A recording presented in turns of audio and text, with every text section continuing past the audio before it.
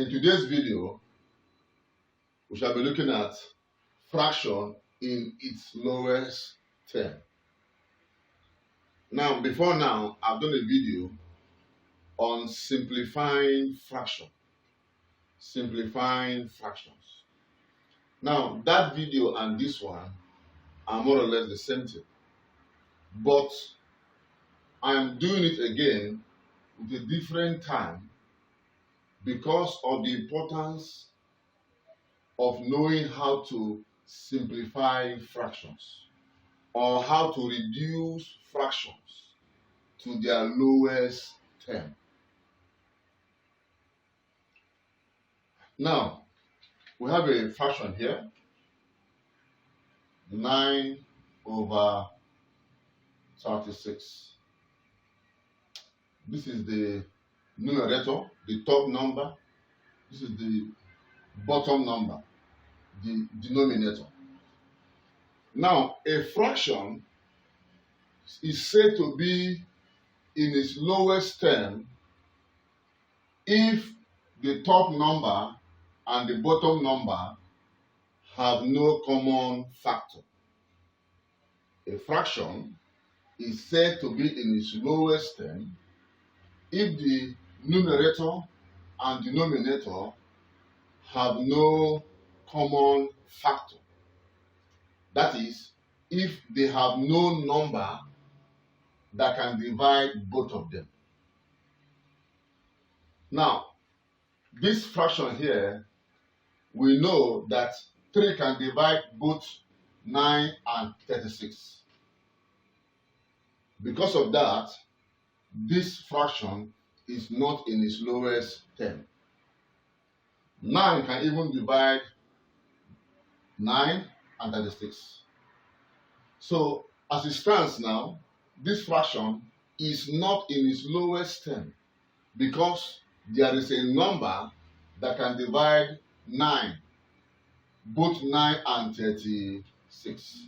If I use 3, for example, to divide 9, 3 into 9 is 3. 3 times. 3 into 36 is 12 times. So you can see it has been reduced from 9 over 36 to 3 over 12. The question again is this fraction in its lowest term? The answer is no. Because there is still a number that can divide both 3 and 12. And the number is 3.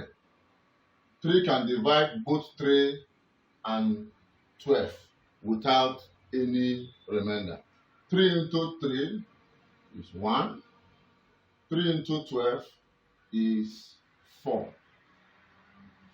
Now, as it stands now, this fraction, this one, is in its lowest term because no number, apart from 1, no number can divide into 1 and 4. So, as it stands now, this fraction is in its simplest form or in its lowest term because 1 and 4 have no common factor. So we say that this fraction is now in its lowest term here. Look at this one, on that one, we have 12 and let's say 17. Now, is there any number that can divide 12, both 12 and 17, without leaving any remainder? The answer is no. So as it stands now, this fraction is in its lowest term. That is what it means to have a fraction in its lowest term. Let's do another one.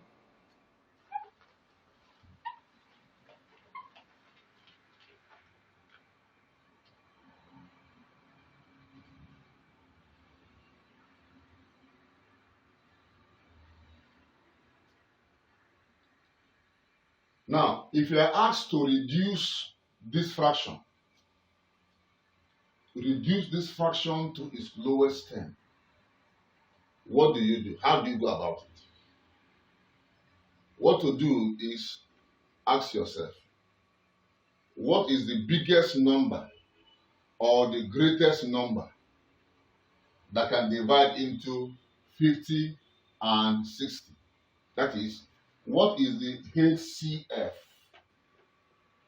the highest common factor, the biggest number that can divide into 50 and 60?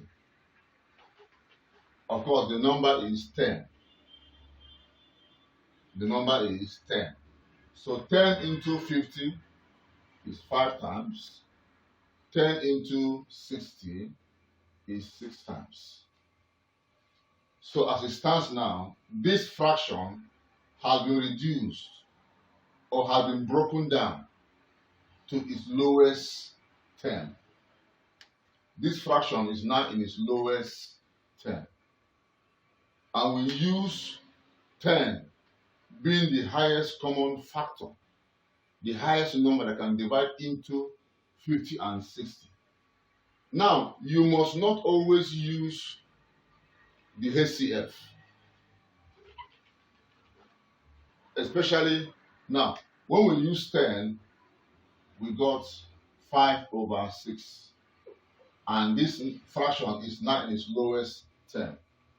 Now, sometimes when you can't remember the HCF, or that doesn't come to mind at that time, you can use other numbers, any smaller number. There's no problem.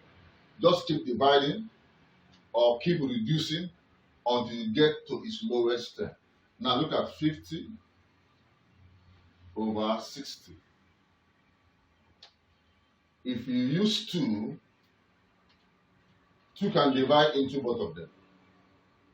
Even 5. Let's start with 2. 2 into 25 into 50 is 25 times. 2 into 60 is 30 times. Is this fraction in its lowest term? The answer is no, because this is the lowest term of this fraction. So again, ask yourself, what can divide into both of them? What number can divide into both of them? 5 can divide into both of them. So we use 5. 5 into 25, 5 times. 5 into 30, 6 times. Is there a number that can divide into both of them again? The answer is no. So you see that we have arrived at the same level. So this fraction has now been reduced or simplified to its lowest term, or to its simplest term, or to the simple as it can be. It can be reduced to a point where it cannot be reduced further. We say that this fraction is now in its lowest term or simplest form.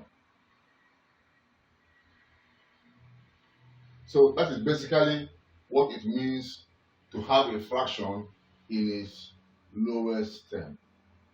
So it's very important you know this, because most times if you're working with fractions, the answers are normally written in their simplest form.